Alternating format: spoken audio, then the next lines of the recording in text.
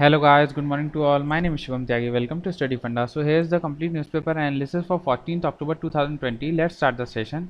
Our first news is regarding India की economy अब contract मतलब कम हो रही है। कितना? 10.3% दिस फिजिकल मतलब इस साल के लिए। कौन बोल रहा है? आईएमएफ बोल रहा है, इंटरनेशनल मॉनेटरी फंड। तो इसमें बस आपको याद रखना है इंडिया की कितनी कॉन्ट्रैक्ट हो रही है। इसमें जो इंपॉर्टेंट चीज़ है वो है ये, यहाँ पे लिखी थी आईएमएफ। एक तो आपको ये पता होना चाहिए, ये किसमें बोला गया कि श्रिंक कितनी होगी? World economic outlook. तो क्वेश्चन यही होता है, वर्ल्ड इकोनॉमिक आउटलुक रिपोर्ट निकालता कौन है? क्वेश्चन यही आएगा। जितनी भी रिपोर्ट्स निकलती हैं, पब्लिश होती हैं, उनका आप याद रखिएगा, स्पेशली जो आईएमएफ निकालता है या जो वर्ल्ड बैंक निकालता है या जो जीईएफ ग्लोबल इकोनॉमिक फोरम ये निकालता है, इन तीनों की रिपोर्ट अगर कोई आती है तो बहुत ज़्यादा इंपॉर्टेंट होती है। तो ये कौन सी वर्ल्ड इकोनॉमिक आउटलुक रिपोर्ट कौन निकालता है? तो आईएमएफ। प्लीज रिमेंबर, कौन निकालता है? आईएमएफ निकालता है। इस साल का यूपीपीसीएस पेपर हुआ, उसमें डायरेक्ट पूछा था travel and tourism competitive report. आज आप मेरे को कमेंट सेक्शन में बताएंगे कौन निकालता है travel and tourism competitiveness report. हाँ, कॉम्पिटेटिवनेस रिपोर्ट करके है, तो कौन निकालता है? Very easy question. जिन्होंने रिपोर्ट्स अगर पढ़ते होंगे उनको बहुत इजी क्वेश्चन लगा हुआ है। तो इस साल के यूपीपीसीएस में पूछा गया। आज कमेंट सेक्शन में आप मेरे को यही बताएंगे कौन निकालता है travel and tourism competitiveness report. So the second news is, हाँ, अभी 15 साल हो चुके हैं आरटीआई को, तो हमें जानना पड़ेगा आरटीआई। इससे हो सकता है आरटीआई को 15 साल हो गए, इसलिए वो कुछ आरटीआई से रिलेटेड कुछ ऐसे वैसे पूछ लें। तो आप आरटीआई के बारे में थोड़ा पढ़ लीजिए और इस पर एक अच्छा कुछ बना के रखिएगा मटेरियल, ताकि आप एग्जाम में यूज कर पाएं। तो आरटीआई क्या होता है? Right to information. जितनी भी सरकारी ऑफिसेज हैं या जितने भी सरकारी कुछ भी काम हो रहा है जिसमें सरकार का पैसा यूज हो रहा है, स्टेट सेंट्रल कोई भी, तो उससे कोई भी पब्लिक जवाब मांग सकती है कि आपने कितना पैसा कहाँ खर्च करा, कौन आदमी है, क्या है, या आपका कोई काम जो आपने बोला है कि आपने मान के चलिए आपने इनकम सर्टिफिकेट जमा करा था और आपको अपना इनकम सर्टिफिकेट प्राप्त नहीं हुआ है, तो आप आरटीआई के थ्रू पूछ सकते हैं कि क्या दिक्कत आ गई है जो मेरा इनकम सर्टिफिकेट मुझे नहीं मिल रहा है। और उन्हें रिप्लाई देना मैंडेटरी है, नहीं तो उनकी सैलरी कटने लग जाती है। जितने भी गवर्नमेंट एम्प्लॉई हैं जिससे आपने पूछा वो जवाब, अगर वो जवाब नहीं देते with in fixed period of time, तो उनकी सैलरी का कुछ भाग कटने लगता है। तो ये होता है आरटीआई।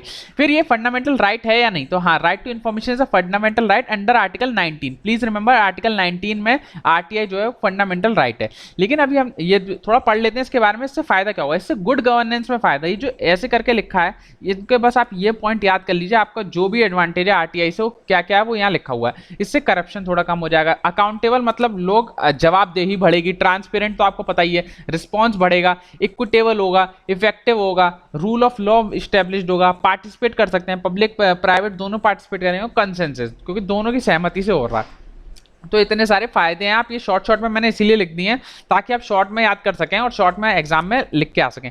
लेकिन अभी देखा गया है कि आरटीआई ने बहुत सारे लोग दुरुपयोग भी करते हैं। जैसे आपको पता होगा पीएम केयर्स फंड, वहां आरटीआई का यूज ही नहीं हो पा रहा है, क्योंकि पीएम केयर्स फंड आपको पता है सरकारी तो है नहीं। इस पर बहुत बहस हो चुकी है, सुप्रीम कोर्ट में मामला जा चुका है। तो ऐसे बहुत जगह, एक तो पीएम केयर्स में हम आरटीआई से पता नहीं कर पा रहे हैं कि इसमें कितना पैसा जा रहा है। अब ये पता नहीं कैसा वेग हो गया भाई, पीएम केयर्स में इतना पैसा जा रहा है और हम पता ही नहीं कर पा रहे हैं। एक आपने देखा होगा, जितनी भी हमारी गवर्नमेंट इलेक्शन में फंडिंग होती है, आप उससे जवाब मांग ही नहीं सकते किसी भी पॉलिटिकल ऑर्गेनाइजेशन की आपने कितनी फंडिंग है।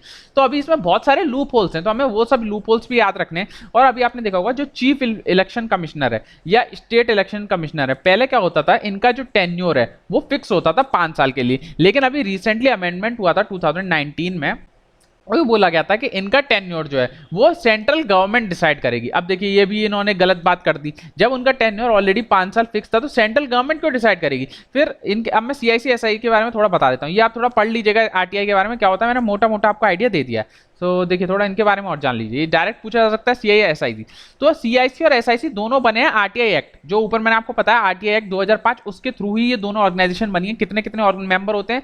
तो सीआईसी में 1 चीफ इलेक्शन कमिश्नर होता है और 10 इलेक्शन कह रहा हूं, इंफॉर्मेशन कमिश्नर होते हैं, और 10 इंफॉर्मेशन कमिश्नर होते हैं, एक चीफ होता है। अपॉइंट कौन करता है? प्रेसिडेंट ऑफ इंडिया अपॉइंट करता है। किनकी रिकमेंडेशन लगती है? इन 3 मेंबर की रिकमेंडेशन होती है। याद रखिएगा, एक तो प्राइम मिनिस्टर, एक leader of opposition in Lok Sabha और एक कैबिनेट मिनिस्टर। ये मेरे नोट्स के पार्ट है, तो याद रखिएगा प्रेसिडेंट ऑफ इंडिया अपॉइंट करता है। इन 3 लोगों की रिकमेंडेशन लगती है।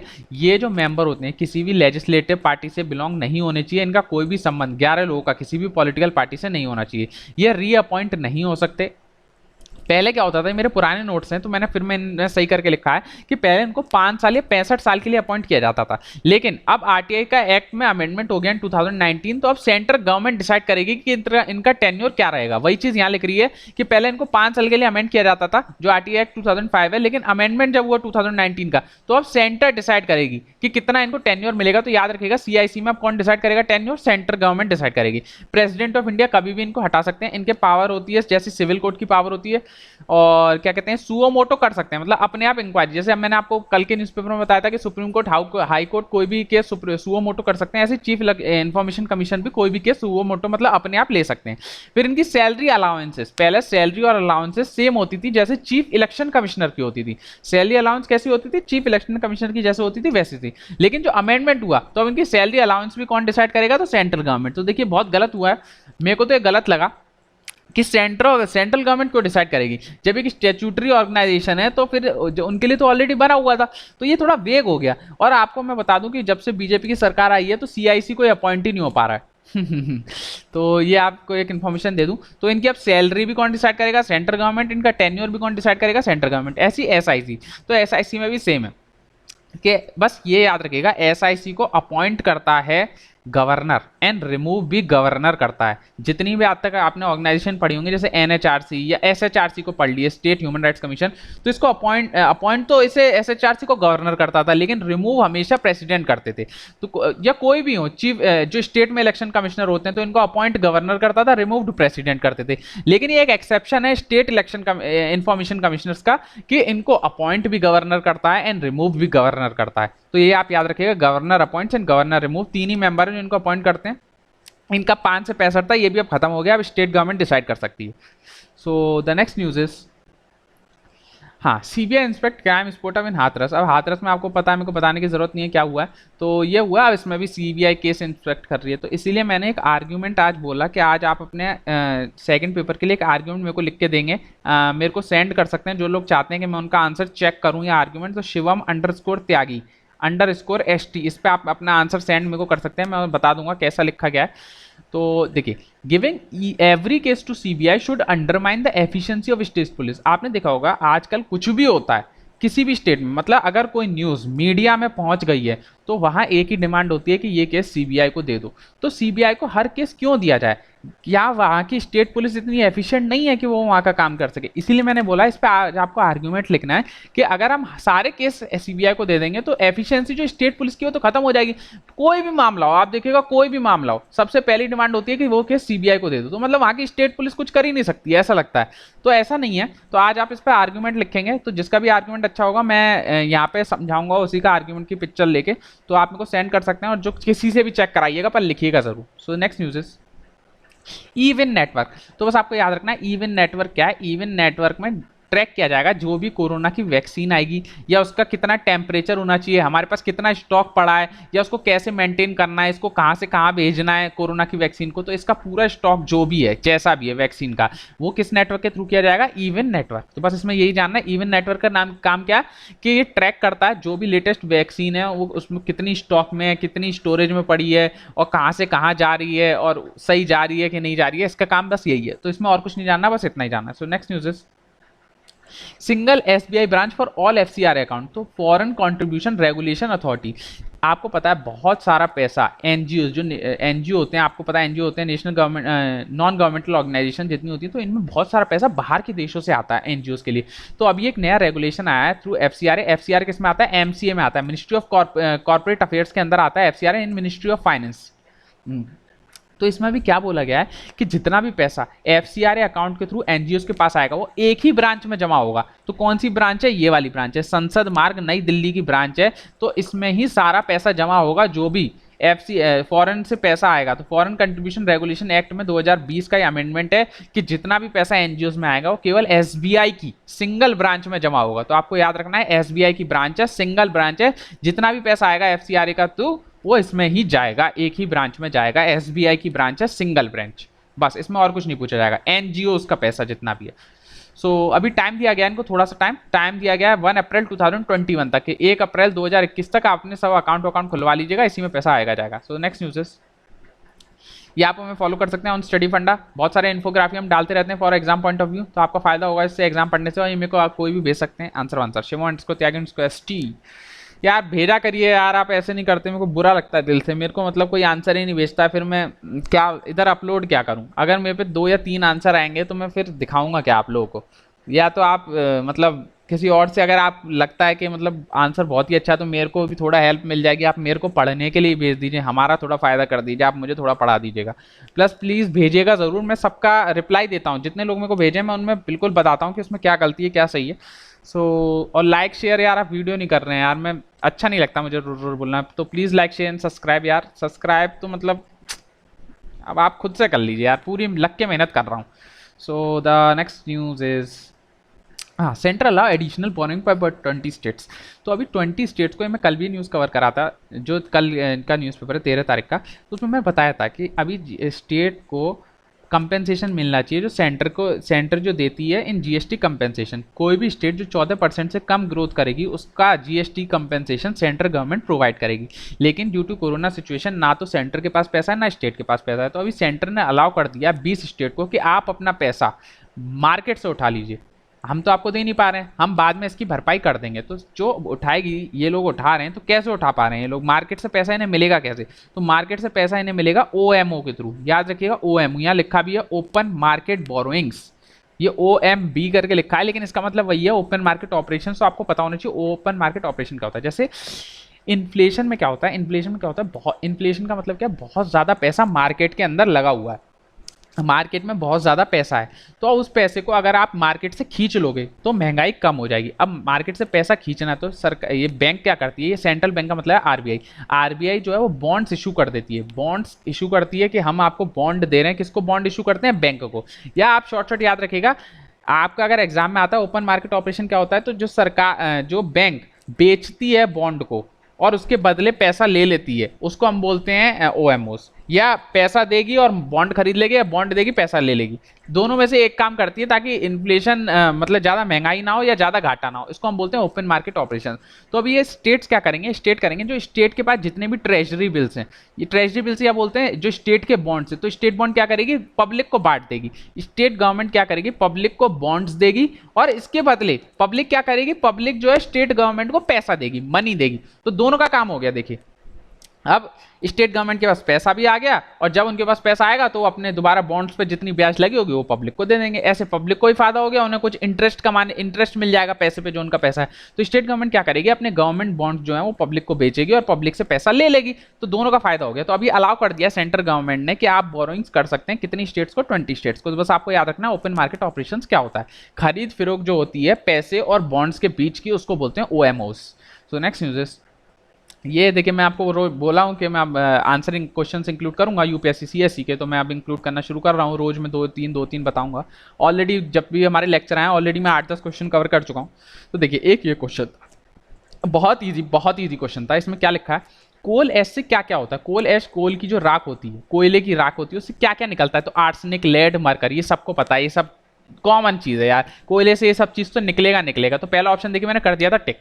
फिर लिख रहा है coal fired power plant sulphur dioxide और नाइट्रोजन रिलीज करते हैं। तो ये सबको पता है, सबको पता होता है कि SO2 रिलीज होता है जितनी चिमनी विमनी है सबसे, ये आपको पता होगा। अगर हमारा कोई वॉल्केनो फटता है उससे भी SO2 निकलती है, या हमारी जितनी चिमनीज हैं उनसे SO2 निकलती है। NO2 किससे निकलती है? जो हमारे क्लाउड बस्टिंग होती है, जो हमारे ऊपर क्लाउड बस्ट होते हैं उससे NO2 निकलती है। और SO2 तो सबको पता होता है। देखिए, 2 ऑप्शन अपने आप ठीक हो गए। फिर high ash content is observed in Indian coal. अब आपको पता है इंडिया में अच्छा कोयला नहीं पाया जाता है, जो जितना बेकार कोयला होगा उसमें उतनी राख होती है। मेरे को पता है कि इंडिया में कोकिंग कोयल पाया जाता है, कोकिंग कोयल बोलते हैं, कोकिंग कोल।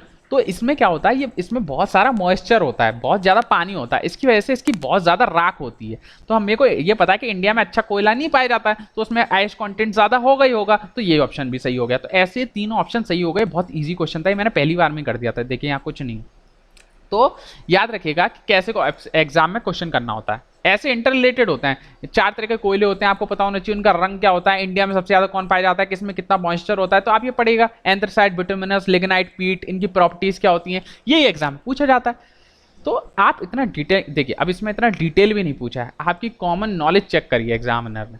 तो ऐसे ही केवल कोई भी टॉपिक आप पढ़ रहे हैं उसका बेसिक पढ़िए, डेप्थ में मत पढ़िएगा। डेप्थ में तभी पढ़िएगा जब आपके बेसिक्स क्लियर हो। एग्जाम में कोई भी एग्जामिनर है वो आपसे इन डेप्थ नॉलेज नहीं चाहता है, वो आपसे बेसिक नॉलेज चाहता है कि आपकी सामाजिक नॉलेज कितनी है। अभी देखिए, अगर आप नॉर्मल न्यूज़पेपर फॉलो करते हैं तो तीनों पॉइंट कहीं नहीं गए।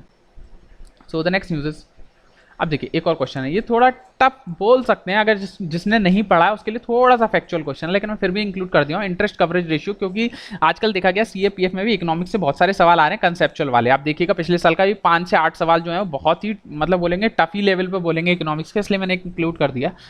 इंटरेस्ट कवरेज रेशियो क्या होता है? इंटरेस्ट का मतलब ब्याज, ब्याज को कवर करने का रेशियो। कि हमने ले ली, मान के चलिए हमने 1 लाख रुपए लिया, तो 1 लाख पे हमने मान के चलिए 60% ब्याज है, तो 1,07,000 को कवर करने के लिए हमारे पास कोई चीज है या नहीं, ये देखा जाता है इसमें इंटरेस्ट कवरेज रेशियो में। तो देखिए 3 ऑप्शन थे। It help in understanding the present risk of a farm debt a bank is going to live in to. ये सही बात है, ये बताता है कि अभी रिस्क कितना है। जिस बैंक को ये बताता है कि हम इस आदमी को लोन दे रहे हैं तो ये हमारा पैसा वापस कर पाएगा कि नहीं। तो इंटरेस्ट कवरेज रेशियो बता देगा कि मतलब 1 लाख का अगर इसे सामान दे रहे हैं तो इस पे 1 लाख से कितना पैसा, 1 लाख से ज्यादा पैसा, 1 लाख से कम पैसा, ये रेशियो आपको बता देगा। तो इससे बैंक को पता चल जाएगी कि ये हमारा पैसा वापस करेगा कि नहीं। तो पहला ऑप्शन हो गया सही। तो इसमें मैंने कुछ टुक नहीं करा था, ये मेरे को थोड़ा डाउट लग रहा था, ऐसे ही रह गया था। फिर दूसरा ऑप्शन था it help in evaluating the emerging risk of a firm. अब ये बता देगा कि कितना रिस्क है, कि ये पैसा वापस हमारा कर पाएंगे कि नहीं। तो ये सही बात थी एकदम, कि इंटरेस्ट कवरेज रेशियो बता देगा कि ये जो हम जिस फर्म को पैसा दे रहे हैं इसमें कितना रिस्क है, ये पैसा वापस कर पाएगा या नहीं। तो ये दूसरा पॉइंट मेरे को पता था, एकदम सही है। अब तीसरा point, the higher of a borrowing firm level of interest coverage ratio the worse its ability to serve its डेब्ट। अब ये बोल रहा है कि जितना इंटरेस्ट कवरेज रेशियो ज्यादा होगा उतना ही वो जो फर्म है वो चुकाने में सक्षम नहीं होगी। मतलब वो जितना इंटरेस्ट कवरेज रेशियो उस फर्म का ज्यादा होगा, फर्म मतलब कोई भी कंपनी, वो उतना ही पैसा बैंक का वापस नहीं करेगी। तो ये तो गलत बात हो गई। इंटरेस्ट कवरेज रेशियो होता है मतलब हम जैसे इंटरेस्ट कवरेज रेशियो जितना ज्यादा होगा उतना ही ज्यादा चांसेस होते हैं कि वो फर्म पैसा वापस कर देगी। यहाँ लिखा है कि जितना ज्यादा होगा पैसा वापस नहीं करेगी। तो ये एकदम ऑप्शन गलत था। तो डायरेक्ट देखिए मैंने 3 को कट करा, 3 को कट करा तो मेरे 2 ऑप्शन चले गए। देखिए मैंने यहाँ कट भी करा तो 2 ऑप्शन चले गए। अब 2 2 दोनों में कॉमन है, तो मतलब 2 ऑप्शन तो एकदम सही हो गया। तो मैंने ऐसे टिक कर दिया था। अब 1 को मेरे को चेक करना था, तो 1 मेरे को सही लगा तो मैंने 1 को टिक कर दिया। ये आंसर भी मेरा सही था। तो ऐसे आंसर हुआ है। आपको केवल इसमें ये पता होना चाहिए था थर्ड वाला। जिसको ये पता उसके लिए आंसर ये चुटकियों का था। तो ऐसे होते हैं सवाल। सो नेक्स्ट न्यूज इज, अब देखिए ये तो सीएपीएफ में पूछा ही जाता है, ऐसे सवाल ही पूछे जाते हैं। सीएससी में पूछ लेता है, सीएससी में पूछ लेता है। अब इसमें बहुत सारी 4 रिवर है। अब मेरे को ये नहीं पता कि आपको चारों के बारे में जान आते हैं नहीं आते हैं। मान के चलिए आपको चारों के बारे में नहीं पता, मैं तो यही मान के चलता हूँ, आइडियल सिचुएशन यही है। अब आपको मेकोंग के बारे में पता होगा बस, क्योंकि ये म्यांमार से निकलती है, चाइना वाइना इन वाले रीजन से निकलती है। जो मेकोंग रिवर है वो बहुत ज़्यादा न्यूज़ में भी रहती है क्योंकि इंडिया की नेबर कंट्रीज में। तो बस हमें मेकोंग के बारे में जैसे पता है, तो मान के चलिए हमें पता है कि मेकोंग जो है वो हमारे, इतना भी नहीं पता कि कहाँ है मेकोंग। ये तो पता होता है कि हमारे ईस्टर्न साइड वाले वेस्टर्न साइड में नहीं है। तो ये बोल रहा अंडमान सी में, तो हमें ये तो पता है कि अंडमान सी तो हमारे ईस्टर्न साइड में, गुजरात महाराष्ट्र वाली साइड में, तो इधर तो फ्लो करेगी नहीं। या तो ये फ्लो करेगी बे ऑफ बंगाल में, या क्या कहते हैं इंडियन ओशियन में, या साउथ चाइना सी में, यहाँ का ही फ्लो करेगी। अंडमान सी में तो फ्लो नहीं करेगी। तो मैंने पहला ऑप्शन काट दिया। अब देखिए पहला ऑप्शन जैसे आपने काटा, ये देखिए ये कटा और ये कटा, तो आपको पता चल गया कि 2 भी कट चुका है। अब देखिए 3 3 4 बचे हैं, तो हमें को पता चल गया था कि अब 2 भी नहीं होगा, तो मैंने देखिए 2 भी काट दिया। ऐसे होता है। देखिए अब मेरे को पता चल गया कि 3 दोनों में ऑप्शन है, तो 3 तो सही है ही है। अब 3 तो मेरे को देखना नहीं है, अब मेरे को केवल देखना है 4th ऑप्शन को। समझ में आ रहा है कैसे?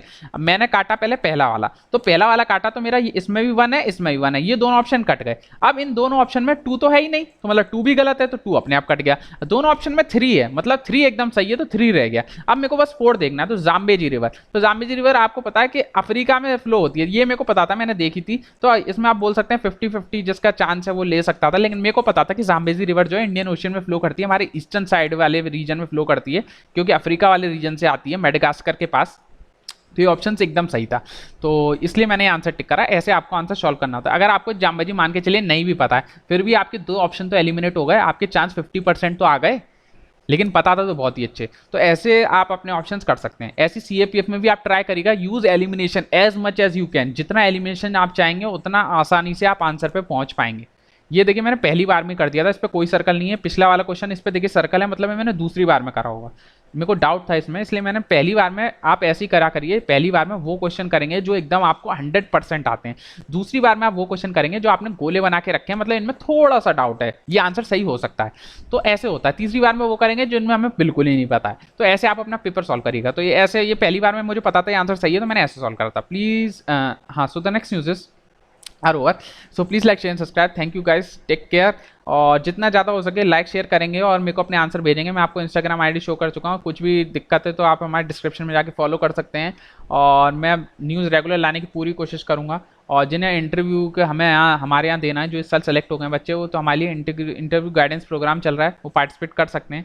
तो 1-to-1 मेंटर है, मतलब एक मेंटर एक इंसान को पूरा अच्छे से गाइड करेगा, जो ऑलरेडी सेलेक्टेड है वही गाइड करेंगे। ऐसा नहीं है हम किसी को भी बोल देंगे कि हम ही खुद जाके आपका इंटरव्यू ले लें, तो नहीं, ऐसा नहीं है, हम नहीं इंटरव्यू ले रहे, जो ऑलरेडी सेलेक्टेड टॉपर्स हैं वही आपका इंटरव्यू लेंगे। सो जो भी इंटरेस्टेड हैं, जो इस साल देने वाले हैं, वो जाके इंटरव्यू दे सकते हैं। So thank you guys, take care all, bye bye.